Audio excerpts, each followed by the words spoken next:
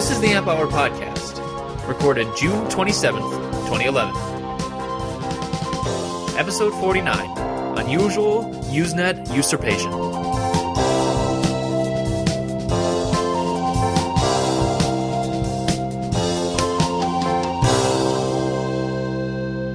Welcome to the Amp Hour. I'm Dave Jones from the EEV blog.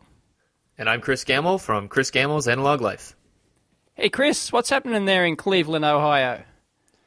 Not much. I finally got a new chair for my workbench that I built so many moons ago. Excellent. Is it on wheels or is it a? It's on wheels. I got the little. It's a drafting chair. I had this realization. I was looking for tall chairs. All these different search terms online and everything else. That's the search word you have to look for is drafting chair. Oh, okay. Drafting chair, right? Yeah. Okay, so mine's just like a cocktail. Mine's just like a bar chair, like one of those swivel. Like a stool. Yeah, stool. A bar stool kind of thing. So. Yeah. There's a whole range of them, and it's got like a little footrest, and it's actually padded, so I can sit here for more than an hour without having to get up and do a little dance. Nice. Yeah. So how many hours do you actually spend at the bench? Well, when I'm doing like work or consulting or anything like that, then it can get up into the many hours. Yep. Like on a show night, like when we record, I'm sitting here for the hour and a half that we usually talk, and then that's right. Because you're actually in your lab, aren't you? Not which is different to me. I'm not in my recording studio. Isn't the lab? It's my study. It's my recording studio. Right. So. Whereas I spend most of the day in here because it's where the computer is and it's where the internet is, and yep. And that is the bringer of knowledge. That's right. Yeah. Or the biggest time waster ever invented, whichever way you want to look at it. Yeah, that's it gets tough sometimes. I mean, how have you been handling that? Working from home, it's a time sink.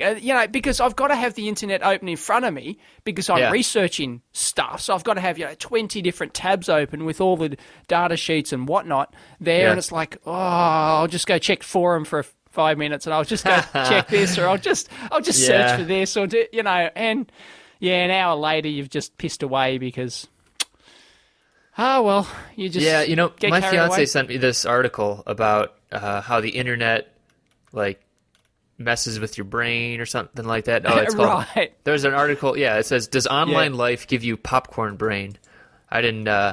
Oh, okay. As in jumping from one thing to the other. Yeah, and it makes sense. I mean, basically, the idea is the internet gives you all this instant gratification. Like, we talk about Twitter, right? So I say something like, "Oh, I need help finding a new CAD package," and within maybe 20 minutes, I'll have 10 people saying, "Oh, I'd try this, try that." Yeah, or I did that with revision control. I asked about that last week.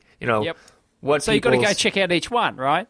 Right, exactly. But it's like this instant response, and your brain just goes crazy. It's just so much dopamine. Like, get another hit, post something else, another hit. It's like that's.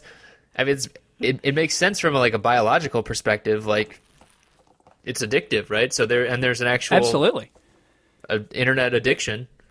But at the same time, it's real, When she said this to me in a very accusatory manner, I said, "What am I supposed to do? That's where they keep all the data sheets. That's where I communicate with people about." That's the problem. Yeah. You have to be in there to do your work, and yet that's the thing that sucks all your time. Like, well, I don't know. You've got to be. I try to be. I try not to. Go search Wiki or something like that. Oh, well, no. Or even if you are researching something and you end up in Wiki, all those seductive hyperlinks, Oh, yeah. Where you just go link after link after link. Yep. Yeah, that's the worst. That's the thing that made the internet, isn't it? Hyperlinks was the, was the big thing. Well, that actually, the web, that actually made the web. It made it so easy to jump from one thing to the other, and that's its downfall too. Yep. When it's sucking your life away. Yeah, so I mean, I always wonder about that too, because you read these studies about at least with double E's, right? So all the old double E's aren't online at all. It's like, okay, I get that, but they're not online in the same capacity other people are. But I guarantee they're on there getting data sheets. Oh, of course. Checking E times or EDN or anything like that. That's just how people commute, or that's how they get information these days. It's kind of hard to avoid unless you're still getting data books, which I don't think a lot of people are. Oh, no. But, we're more of the social nerd, aren't we? Because we participate in forums and whatnot. Yeah. I mean, I've been on forums since, 12, 13, 14 years or something. I don't know. Yeah. However long they first started. Yeah, I've been on them for a long time. Oh, that's right. You were telling me the about social aspect. You told me about the Usenet groups. Because when That's Bob right, Peace died, you said, "Oh, I'll post this to Usenet." Yeah, and there's a lot of old timers still on Usenet. So what was the actual board it was that you? Psi Electronics Design News Group. Okay. So psi.electronics.design. So yeah, and there's a whole bunch of them. Google Groups you can do with that kind of thing. I've never really done that before. You can do it using Google Groups, but if you use Google Groups, most of the old timers will just block anyone from Google Groups, so they won't even see your messages.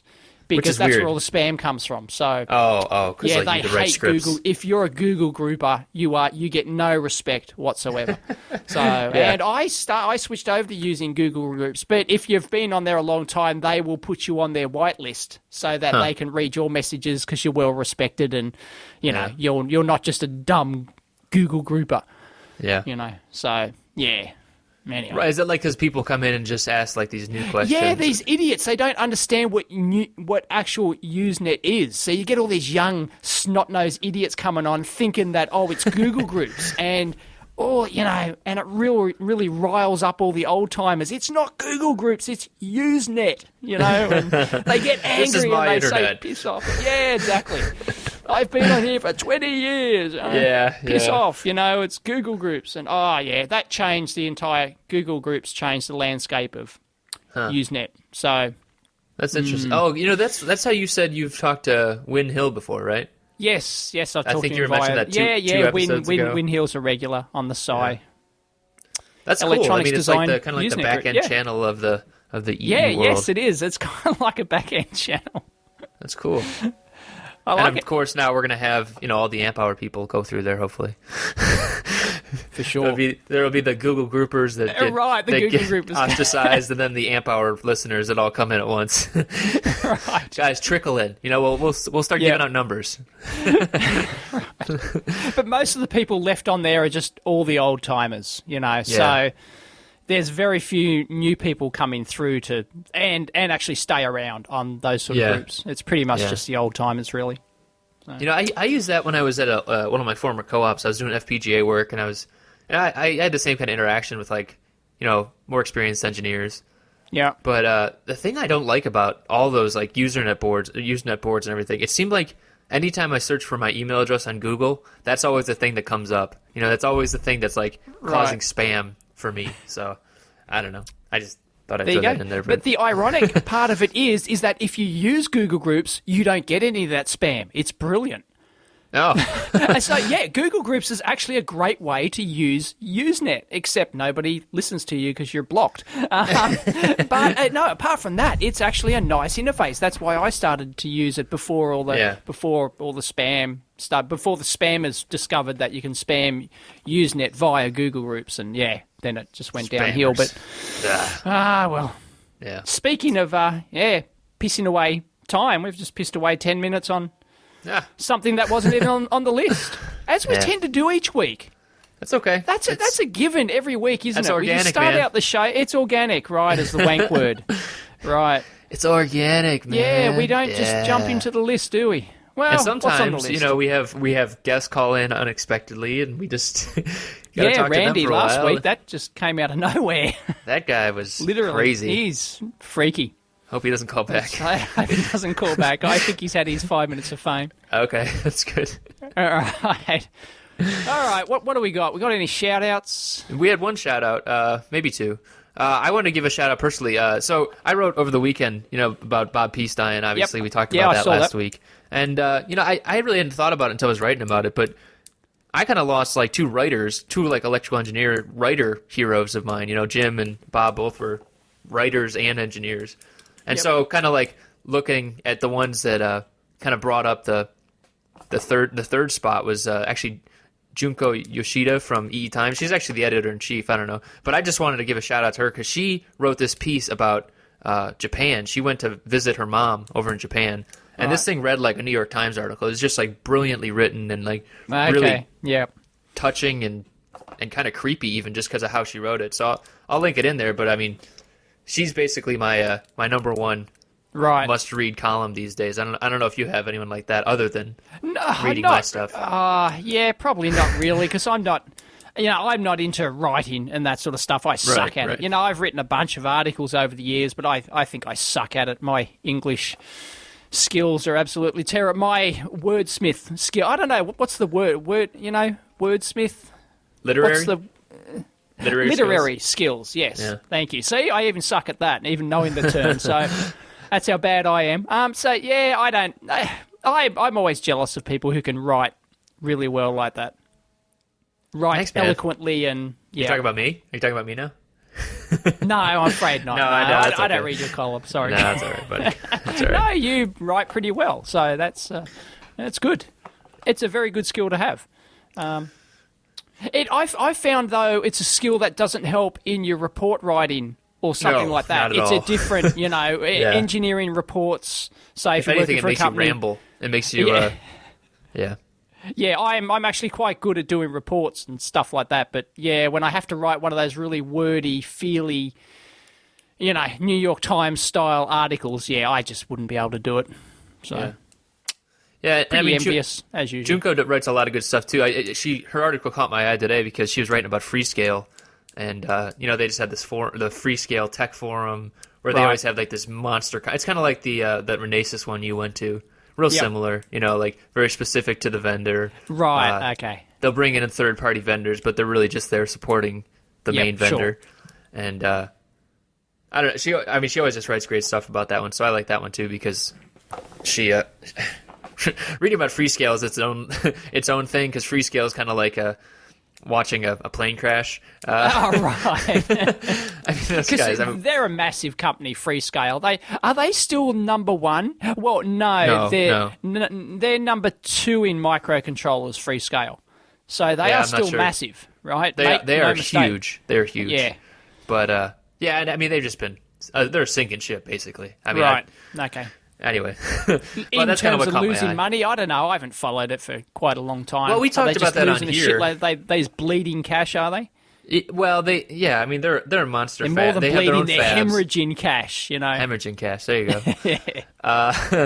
go. They're a monster company, but they just have because they got bought out and now they went public again. We talked about that a couple weeks ago. They went public, and they lost all this money. They got bought for $17 billion, and now they just went public for $1 billion. So it's like, hey, where'd that $16 billion go? Oops. So it's all they're just they're a train wreck. I've used three different analogies of transportation crashing, but they are they're a mess. So. Anyways, that's what caught my eye, and that's why I was talking about Junko. So, sweet, yeah. All right. The other quick shout out was for Amazon. If people don't know, I don't know if you knew about this, Dave. Amazon? But if you're a student, why are we shouting out to Amazon? It's not really a shout out so much as like a life hack. I found out about this, and I used it to get this chair I'm on. So if you're a student, or if you just have a student email address, as I might possibly have, right. They give you Amazon Prime for a year, so I got like $4 shipping. It was awesome. So if people don't know about that, I thought that was sweet. Amazon Prime, what's that? You don't never have heard of it. No. Oh. You get like free 2-day shipping on everything, and you get like $4 1-day shipping from Amazon. Oh, right. Okay. Right. So. See, that means nothing to us because Amazon won't ship shit here. They'll only ship books and CDs. That's it. Oh, that sucks. They won't actually ship products here. So it's that sucks. Yeah.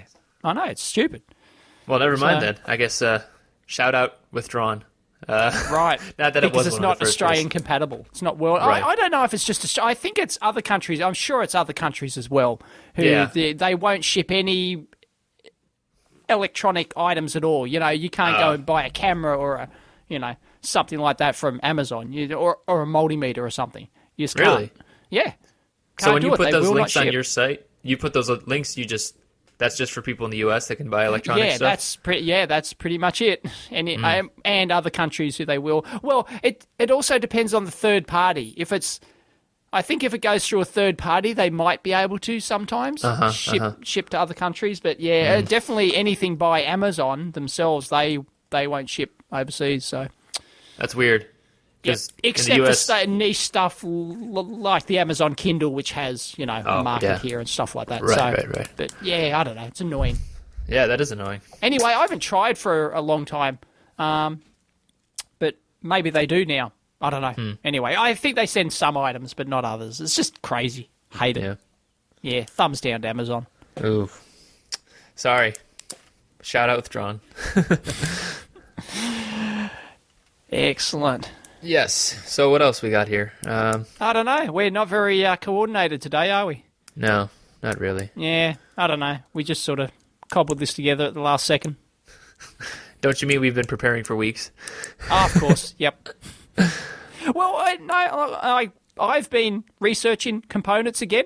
Yeah. And I searched for a low-power ADC, low-power 16-bit ADC. So this is for your secret consulting gig that no one knows about?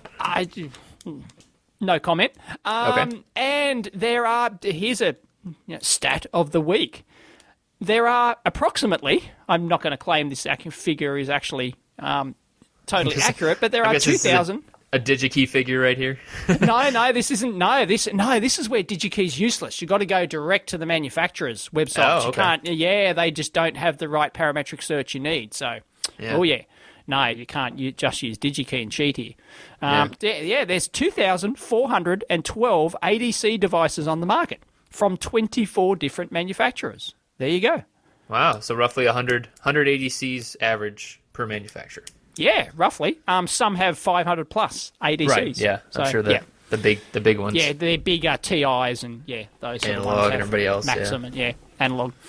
And yes, and that brings us to chip of the week. Ooh, doing it early this week, huh? Doing it earlier. Who cares if we put it at the end? Does it matter? Or No, do you it doesn't want to matter leave to it me. until the end? That's perfect to talk about. Right. Well, and it came down to there really is not much. Well, there's a few. There's a few. There's like half a dozen choices in the ultra low power 16-bit analog to digital converter market. And by ultra low power, I'm talking 100 microwatts, right? Okay, 100 microwatts at a certain sample rate? At 8 kilohertz sample rate. Okay, so, which is reasonably quick for a 16-bit converter. You can get lots of low-power 16-bit converters, but they all run at, 300 samples per second maximum or something like that. So to get a faster one than that is not easy. It comes down to, there's maybe, 8 or 10 different devices on the market out of those 2,412. And the chip of the week is, ta-da, the Analog Devices AD7691, because I found that to be the best 16-bit low-power ADC on the market. And it just so happens to be not 16 bits, it's 18 bits. So you get an extra 2 bits for free. Woo! Great. And, and it takes 108 microwatts at 8 kilohertz sample rate, which is bleeding edge stuff. It really is. I mean, as somebody on Twitter, I think, pointed out, it's like 0.1 picojoules per sample or something. Yeah, I was just going to look at that. So energy per sample. So that's about, at a 2.5 volt rail, at 100 microwatts, that's what, 40 microamps? Does that sound about right? Calculator time? Yeah. Okay, so 40 microamps. So on a on a AA battery, what would that be? Or two AA's rather. So 40. Because I'm on Wolfram Alpha. I think we did this before, where if you type it in, they actually using calculators on air is pretty much a big fail. I thought they put this in here. So sometimes they do that, but oh well. What is the current of a AA battery, or the amp hour rating of a AA battery? It's like 2,500. A AA battery is 2,800 milliamp hour. 2,800. And we're talking 40 odd microamps because it's 108 microwatts divided by 2.5. So right. So 2,800 divided by 0.04.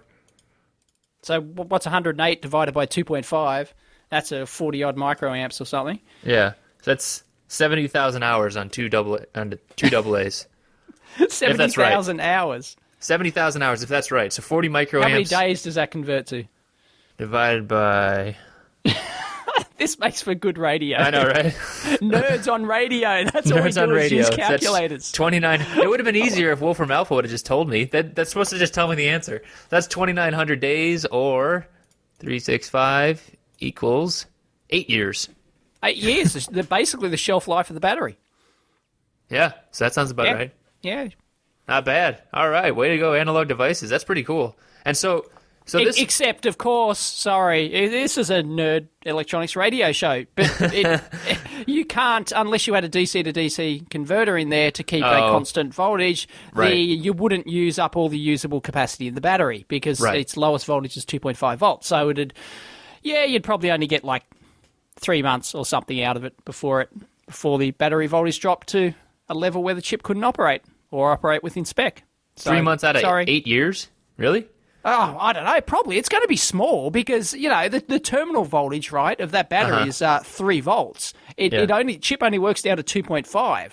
It's not much margin there. Oh, well, okay, maybe you might get a year or 6 months or something out of it, but yeah, I don't know. With switchers aren't bad. I mean, they're getting switchers up to what, 95% now? I mean, like... Oh, yeah, but then they have extra quiescent current and stuff like that. Yeah, I don't know. Yeah, I'm sure. Well, and also this wouldn't be the only thing in the system either. You're not just going to pump a signal directly into A to D. I mean, is there like a front end on this thing, or what is it? No, it's just a differential input. Okay. Yeah, standard differential input, 0 to 2.5 volts. It doesn't. That's the catch too. It doesn't have an internal reference, so you got to piss away some more current with your external reference. Yeah. Yeah. Bugger. And so the app note on this thing, or the diagram, they show the single-ended differential op amp, and I've seen this circuit before. And why have I seen this circuit before, Dave? Because you're apparently an analog guy. No. Or how about specific to this situation? You claim that you found this chip for me. I suggested you look at the Pulsar family. Yeah, I did. Unbelievable. I did a systematic search of 24 manufacturers. Right. Thank you very much. And Chris picked this one out of the lot. Yep. Well, you only pick the family. There you go. Yeah, and it's by sheer luck that it happens to be. Well, I don't know. The LT ones get very close in terms of power consumption. In fact, I think technically one of the LT parts might be slightly lower consumption, but there's... they're both scraping the bottom of the barrel in terms of how much they're actually using. So, and I mean, the other thing... it's insanely low. It's crazy. Yeah.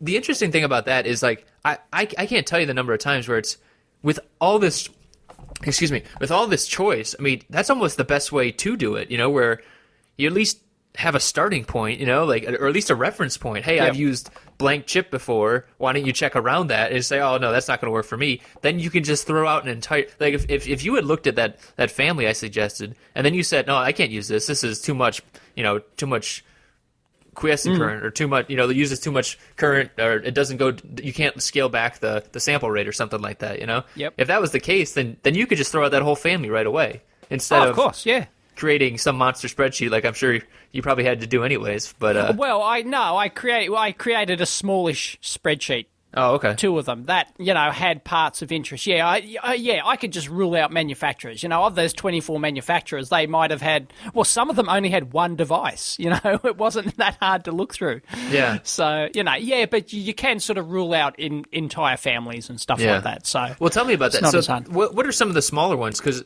I know the big ones like Analog, LT, TI. They all make really great analog digital converters. All those guys do, right? What are some of the ones that maybe only make one that I might not have heard of before? Okay, I've got a list here. I have a list. Here we go. Ones that, there's advanced linear devices. They make 6 ADCs, but you want one that makes 1. Okay, let me look down. Oh, no, there's one that makes 2. Okay. Oh, Intersil. You remember Intersil? Yeah. Yep, they still make ADCs, and That's they crazy. make 2 of them. Freescale have 1 ADC. There you go. We talked about Freescale. They've got 1 audio codec. Go figure. What do we got? NGR has got 3. Silicon Labs have 1 ADC. Okay. Yep. 2 ADCs from ST Micro. Mm-hmm. Wavefront is another manufacturer which have 1 ADC. Yeah. I bet you've never heard of Wavefront. No. Yeah, they make audio. They make professional audio okay. ADC converters. So they're like real niche companies, like really niche companies. Yeah. Niche, niche.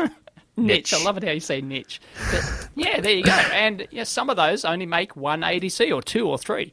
Right. So, and so some of them might even be like the what did we talk about last week? We talked about that with the Android chip, the fabless semiconductor companies, the ones that are just guys sitting in a office block where they're doing simulations, Dilbert cuticle, and they simulate and they hand it over to a fab, send it to a fab, and that's it. Yeah. Bingo, you're now a chip company.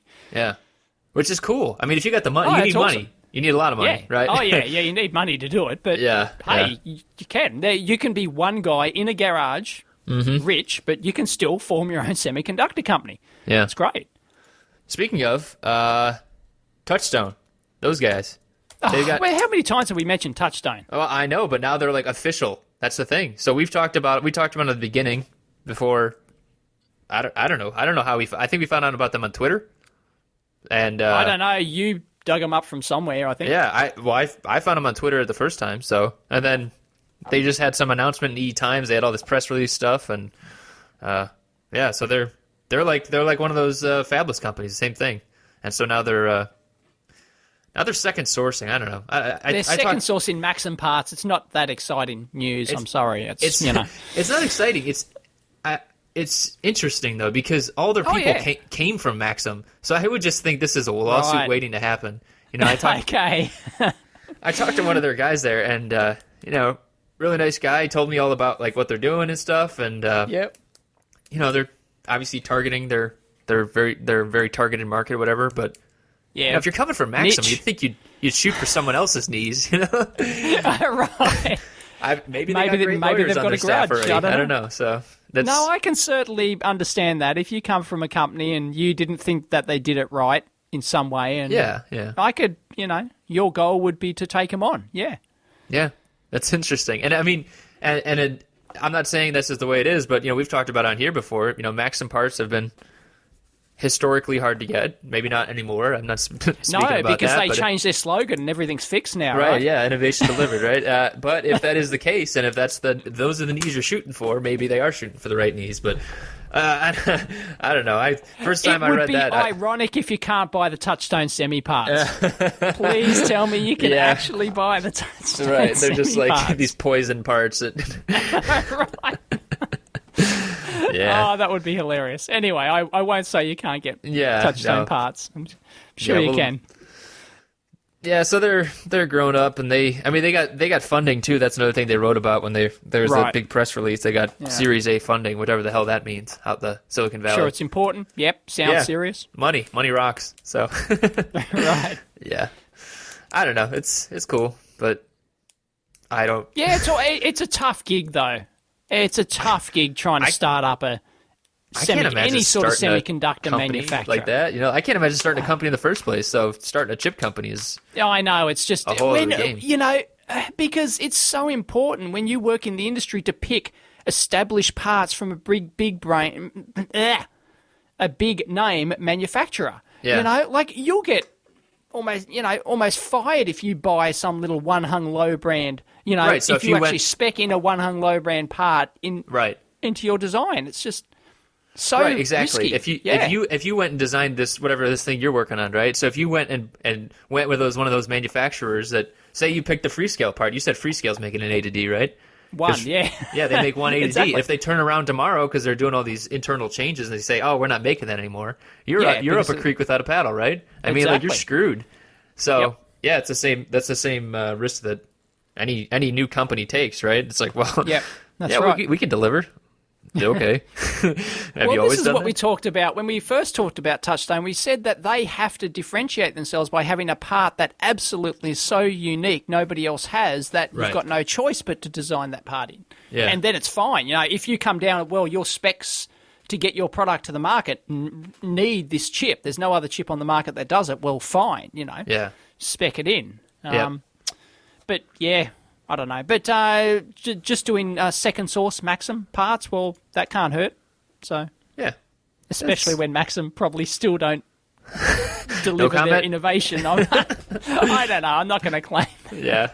I mean, to be honest, I haven't bought Maxim parts in a while, so. Yeah, same here. Or if I have, they've just been in prototype quantities I haven't cared about. Because you could always get prototype. That was the thing with Maxim. They would do the best prototype service in the industry. You could always get their parts. Yep. But then when you tried to buy, 100,000 of them, you're screwed.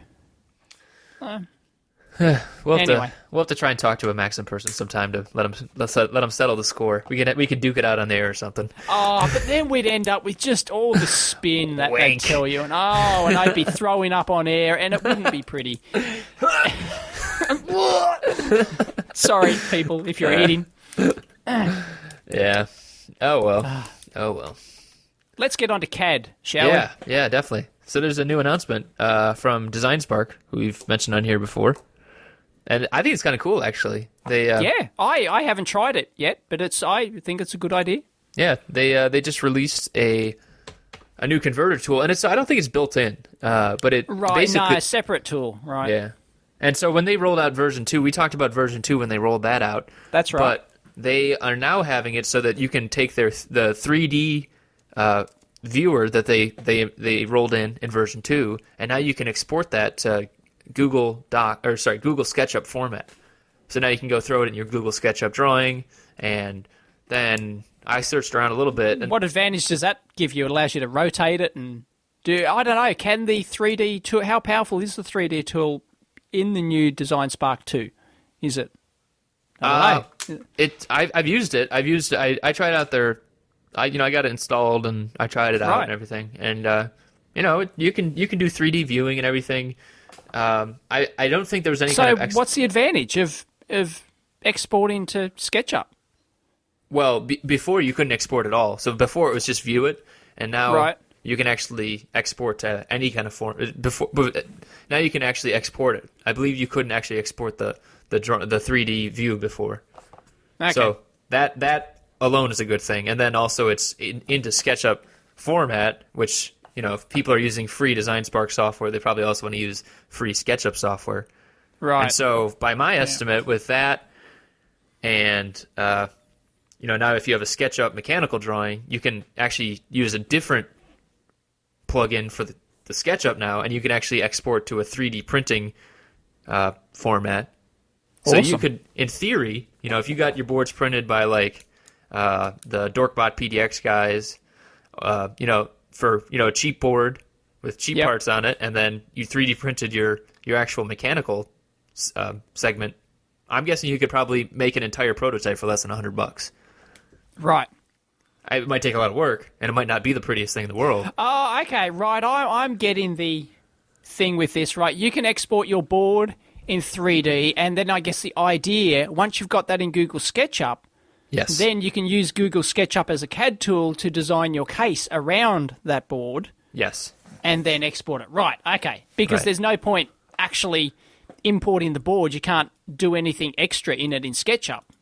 No, but, to the actual board itself, because you've already got to have the 3D parts in the Design Spark software in the first place for your components. So, it's a bit of a chicken and egg thing there. So you've got to have those 3D things first. There's no backwards compatibility. And but then your finished board, and then you can use SketchUp to actually design a case or something. Yeah. Right. Yeah. Okay. And that's all assuming, Very cool. SketchUp itself, I think you have to have a pro license to actually export to the really useful formats, like things that... That's what I heard, yeah. Design which houses is pretty disappointing. Allow you to use. Well. But in terms of 3D printing, there's a plugin called CADspan, and you can use that in order to 3D print. So if you had like a MakerBot or something like that, I think that format, there's a lot of dot 3 letters, right? Yeah. So dot XXX, whatever it would be. You can actually then export that to that a 3D printer can use, and then you could, in theory, print out an enclosure for your circuit board, which you could also do that at home too. I mean, if you're doing chemical etching, you can do that at home too, which has got its own bit of coolness. So, or if you're doing not chemical etching, but like copper routing, which is what I've done before. You ever done routing?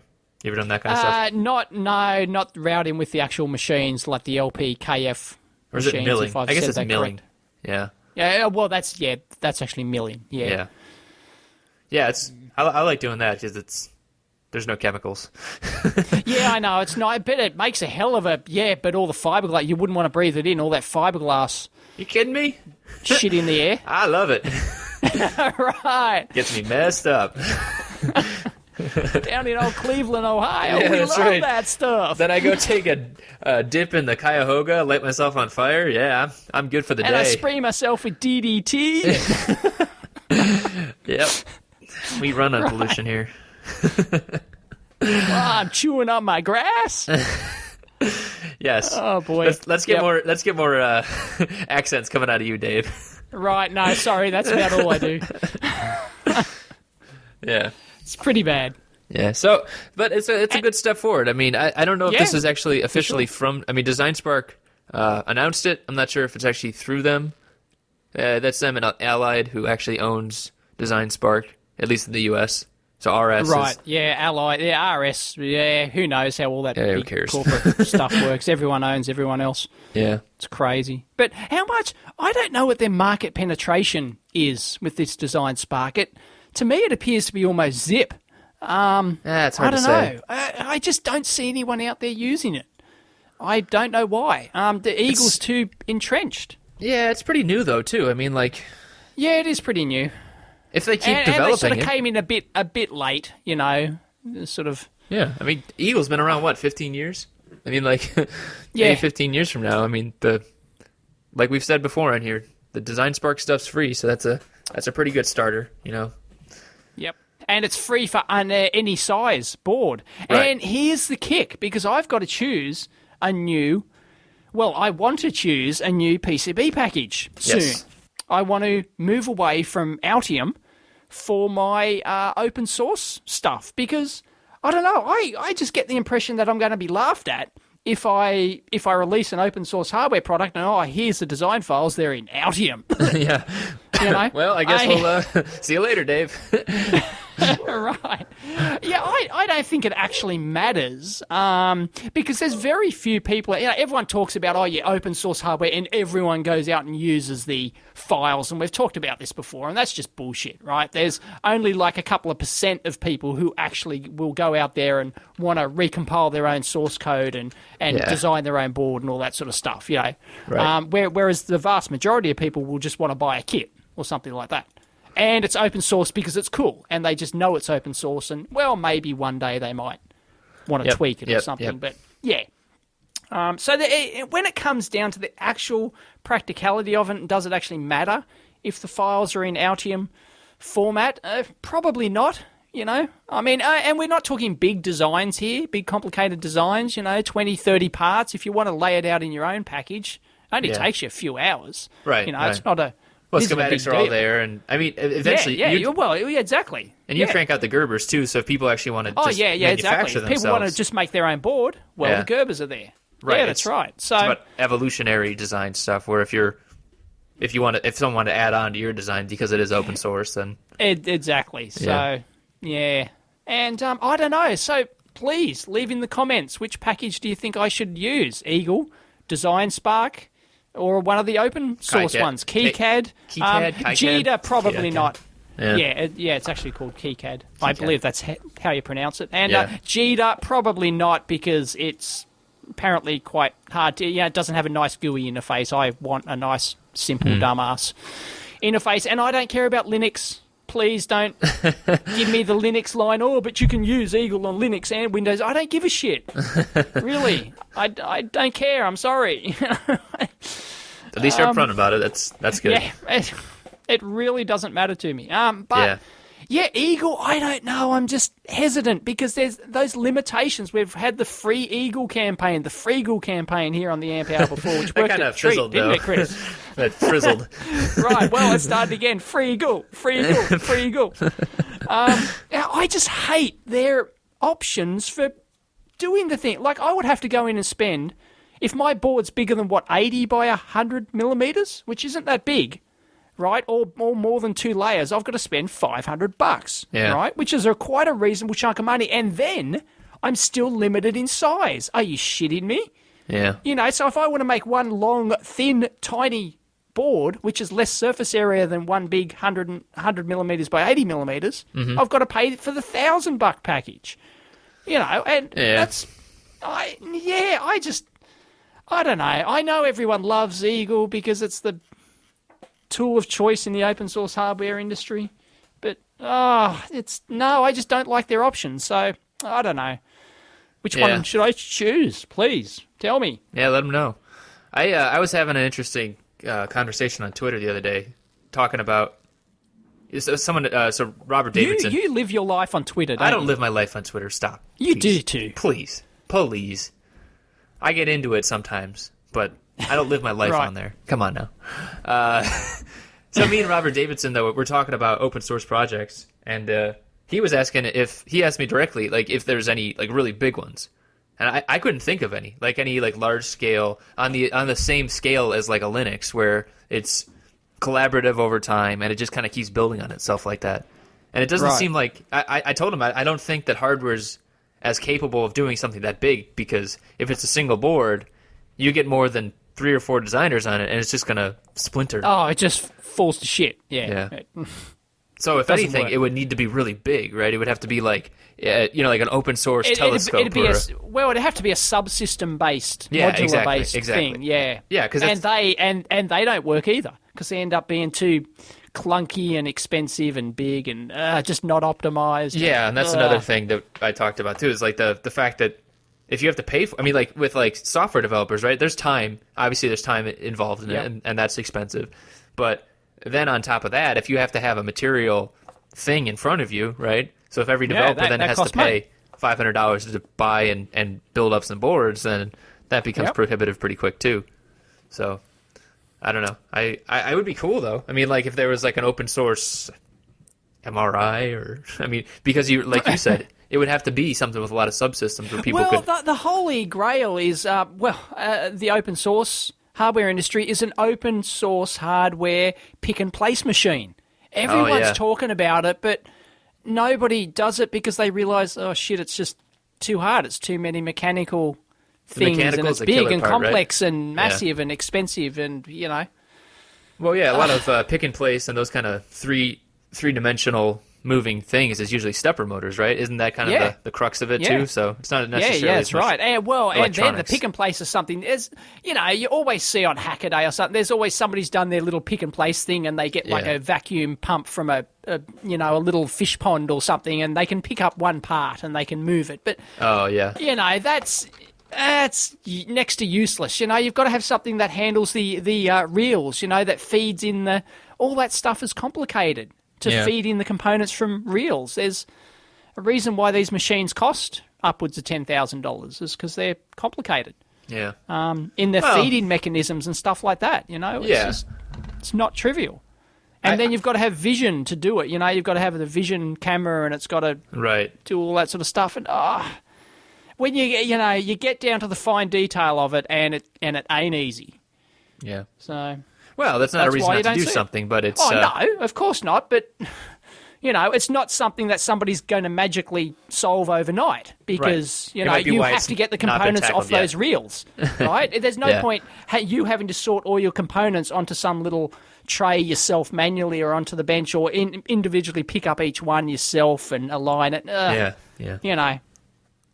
whole idea of a pick and place is that you load in the reels, you program your machine, you push the button, end of story. Yep. That's it, Anything else is just a toy, really. It's just a time waster. Yeah. So you may as well hand solder. Yeah. Or hand pick and place, sorry. So you do your paste stencil, and then you just, you just pop them on individually there, place your, Yeah. So, I don't know. Somebody prove me wrong, please, but like the 3D printer thing, I don't think I'm wrong.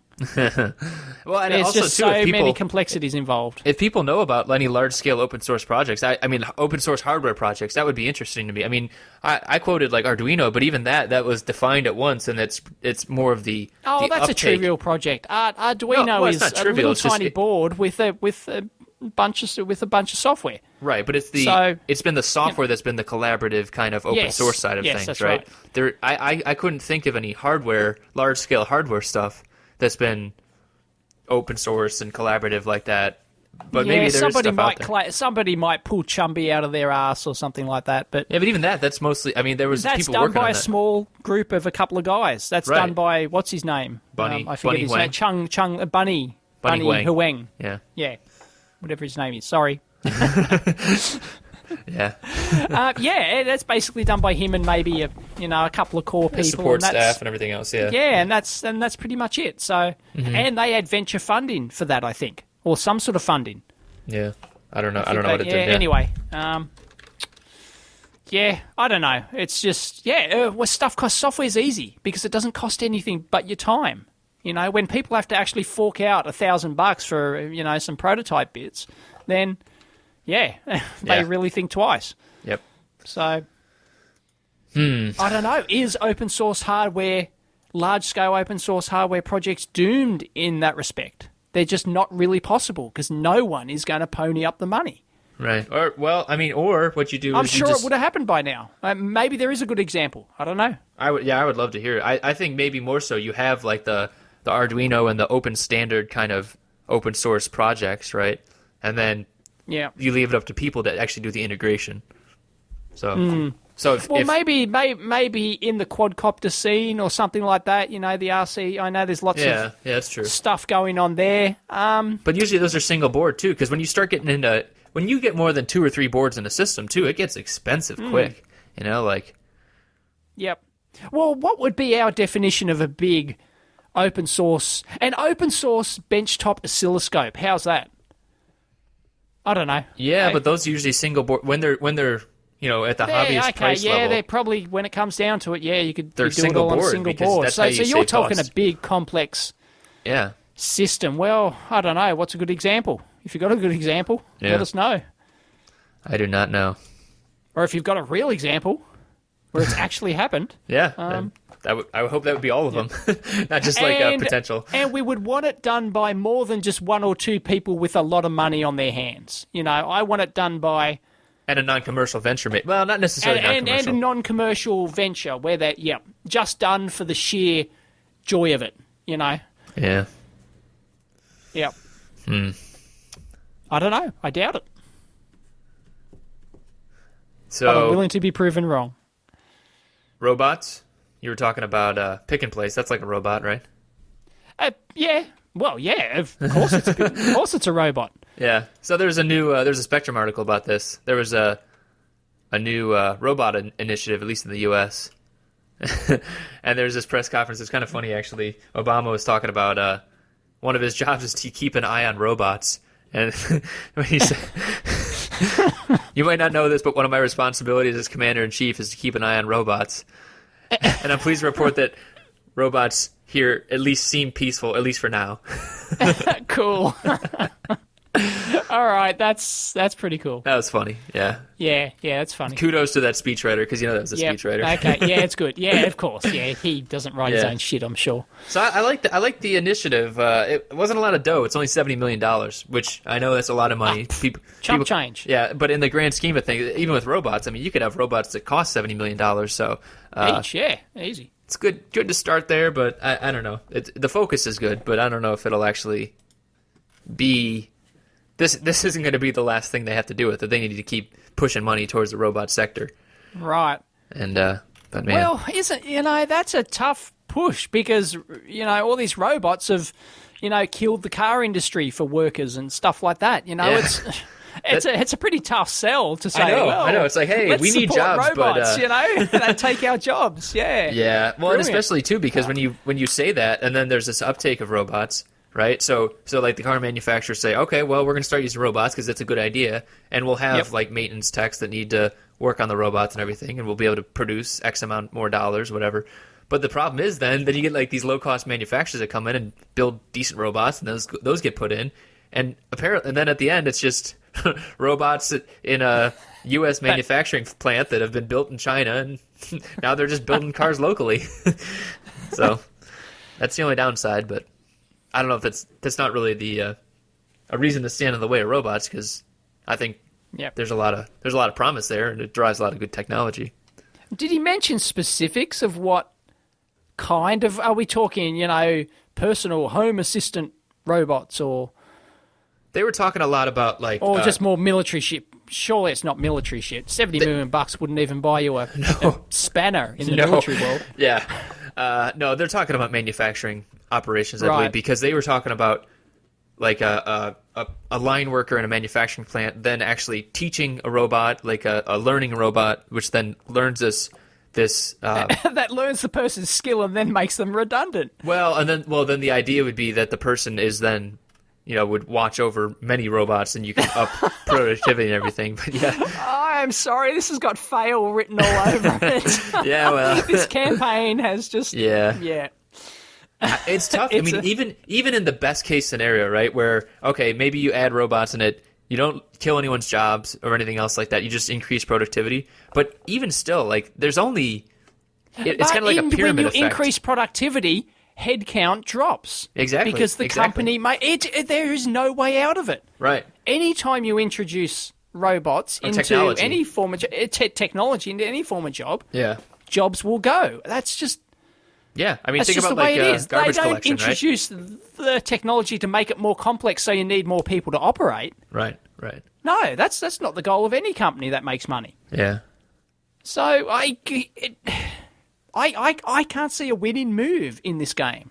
Well, I mean, I think they keep pushing the fact that you can have people that are working on robots and everything else and like that. It creates jobs, and somebody's got to design and build the robots, and right. Yeah. But I think the realistic way to look at that is that I don't think the robots should be designed here. Like in the end, like even maybe they'd be designed here, but the robots themselves wouldn't be manufactured here. And at that point, I don't know what the end game is, but I like robots. I think they're cool, so I applaud it.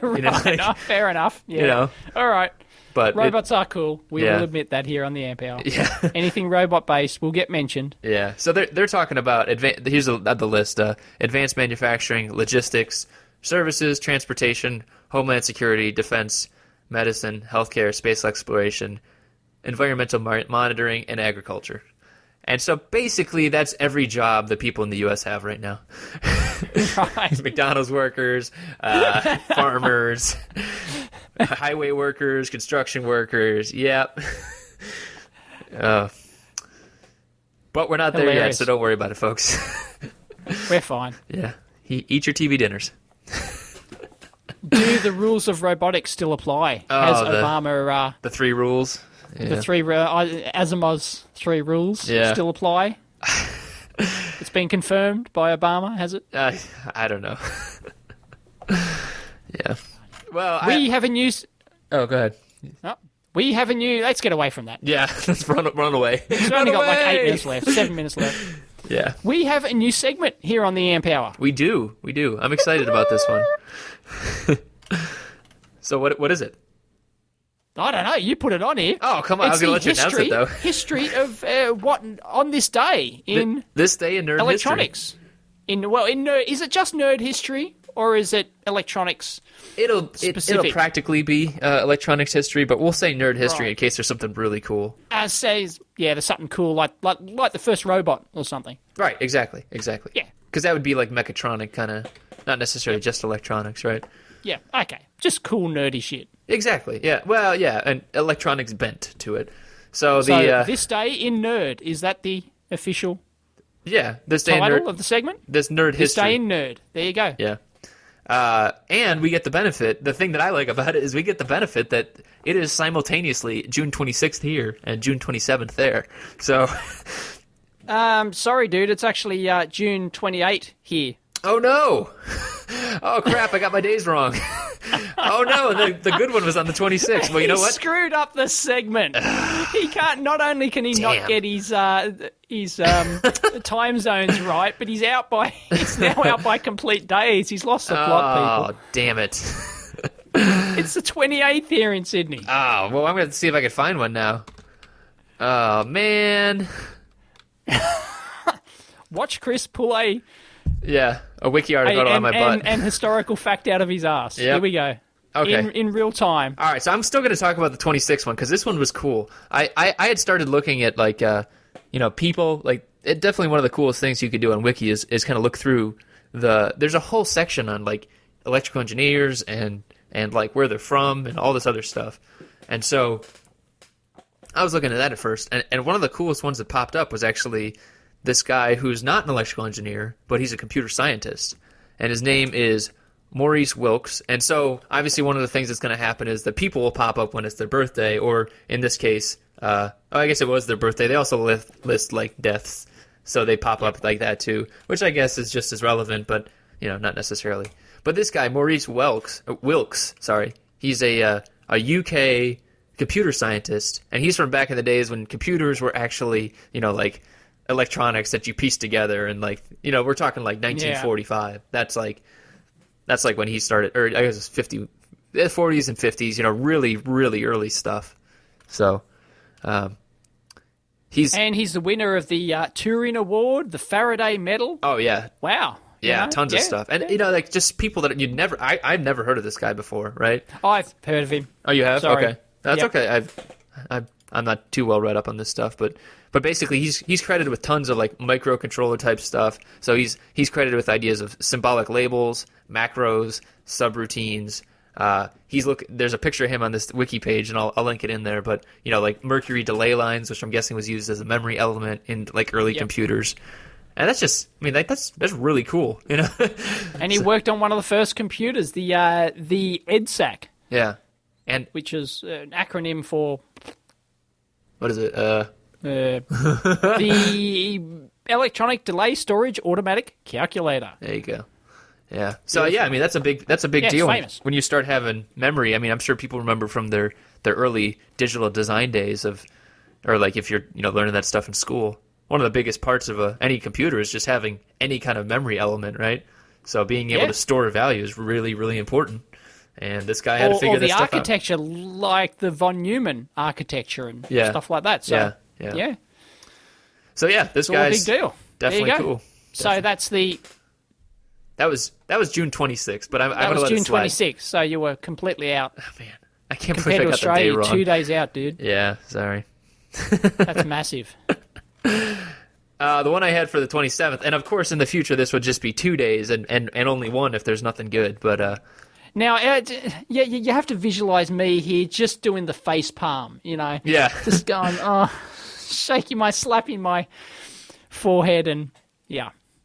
When I do this? What? Whatever, man. At least I put it on there.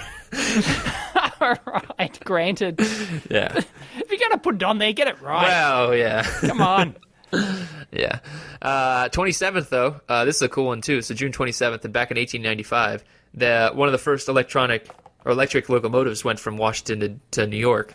So that's a big deal, too, because that was like the precursor for a lot of like railway systems and everything else. So not necessarily the first one, but definitely one of the first big ones. And we'll post an article to electric locomotives. Obviously, there's a lot of cool stuff with those, but that's a more mechanical kind of thing. So I don't know. I thought that was cool. And if you want to hear the one I was going to pull out of my butt, go for it. Yeah. Let's see. In 1883, on June 28th, was the first central electricity power station in Europe. So that was in Milan. That's pretty awesome. Yeah.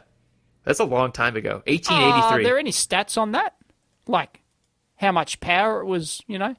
No? I don't think so. Or it was just a guy there with 2 bits of wire and he shorted it together. That was that was the power substation. Yeah. Or there was just a big knife switch, one of those. Yeah. Yeah, like in the old like Frankenstein movies and everything like that. Just thump that down. Yep. Man, 1883 though, that's pretty crazy. And so that was probably that is way old. That must have been like a like a chemical battery based substation or something, because Tesla had that was like where they had, I don't know, did they have generators? Did they have generating motors back then? Yeah, I'm trying to think. Generating powers from motors. I don't know. I don't know my timeline on that. Yeah, when Tesla started doing like the AC motor stuff. Didn't get that far back. Yeah. I think this segment needs more research. Yeah. Let's see. 82. He started working on his generator stuff. So, I don't know if that might have been then. So 86, he formed his company, Tesla Electric Lighting and Manufacturing. So that could have been one of the first installations out there. So that's pretty cool. Anyway, well done. That last one was not fair because I totally pulled that one out of my butt. So, but you had to because you goofed it up. I got you screwed the days it up. wrong. You got to fix it. We all know that my deal with time is not very good. I always get the time wrong. Whenever there's a time change, I always mess it up. So, bloody daylight saving. I know, right? Yeah, bloody different countries. It's that American thing, you know. Outside the US doesn't exist. So outside the US outside my head doesn't really exist most of the days for me. That's just ego and cluelessness and lack of attention. So yeah. How sounds familiar. Speaking of time, how are we doing on our amp hour? Capacity's up 1 hour. Is it 21 seconds? Yep. Damn. We're up. But then again, we always go over. Do we have anything extra to put in? That last tidbit? Yeah. Because we always we go, the hour's up, but we'll just throw this in. Here's one crappy one. So this is not electronics. Let's throw in a shit one. Yeah, this is not electronics related, but I saw this article this week on this company is saving Facebook data from everybody in order to for future companies looking at your so say Dave, you post something on Facebook like Chris is the biggest asshole in the world and I'd never work for him and then I go to a company or I start hiring for a job and I'm like, oh, Dave Jones seems like a good candidate. Can you do I go to a firm and say, can you do some background research? This company's saving everybody's data apparently. I don't know how. Right, so they just suck it off. This is a third party company, right? Yeah. So they receive FTC approval basically in order to screen these posts. And, of course, the government gave it to them, yeah. Yeah. Fantastic. Because Facebook is not Google indexable, is it? I think top-level, public stuff is, like public pages. stuff, but no, yeah, obviously. Well, they can't suck the private stuff, surely. Right. Surely they cannot. Please tell me they're not sucking the private stuff. I don't think so, but either way... That's only between you and your friends. Yeah, either way, that sucks. Although, real quick, because I think we should talk about this before it becomes passé, but I'm sure we'll be able to talk about it next week more, too, but, this is totally different than the Facebook thing. U.S. is switching patent systems, so it just got passed in the House. So, basically, though, it's just switching... One train wreck to another. Yeah, right? All right. Shuffling the deck chairs on the Titanic. Yeah, right? Name your cliche, yeah. Yeah, I think we'll probably hear more about it next week because it's not actually signed into law yet. But basically, the U.S. is talking about going from first to invent to first to file, like the rest of the world does. So right, there's that. Which means we don't need any more lab books. Yes, that is nice. And if you're not aware, if you've ever worked in a big company or something like that, you're probably familiar with the engineering lab book. Everything you do, you have to carry around this lab book, and you have to write everything in it. It proves that you did it and you have to date each page. And you have to have it someone understands it and they note it and whatever, or sign it. So just to prove that, sign in, we didn't sign ours, but we just... Oh, no, sometimes you would sign it yourself, but you wouldn't have to have a witness or anything like that. Maybe if it was something really super-duper important, wow, I just came up with the next world-changing widget. You know, you would get 20 people to authorise that it was done on this date, and and then it never goes stuff through. like that. But, the engineering lab book. I can remember that the company I used to work for, they used to fly halfway across the country for a day and then come back, to our other facility over there. And so they used to grab their red engineering notebook, jump in a cab, hop on the plane, go fly halfway across the country, go to a meeting, come back, and all they'd carry around is their red engineering lab book. That's crazy. I know. Yeah, so that's insane. Anyway, yes. So I'm sure we'll hear more about that, but I thought that was interesting. Yeah. I don't know if it still has to pass and everything else, and it's still just the U.S., but... Who cares? It's still going to be a shit system. Yeah, so, that's exactly right. Does it matter? Yeah. Really? Still patents. Yep. Still got to defend them in court and everything. Yep. All right. And that involves lawyers. Yeah. Yep. And we needn't say any more. Nope. But we will say more next week on the Amp Hour. As we always do. Yeah. We're here every week. Yeah, we'll be back then. For twice the fun. Yeah. We'll talk to you guys then. See ya.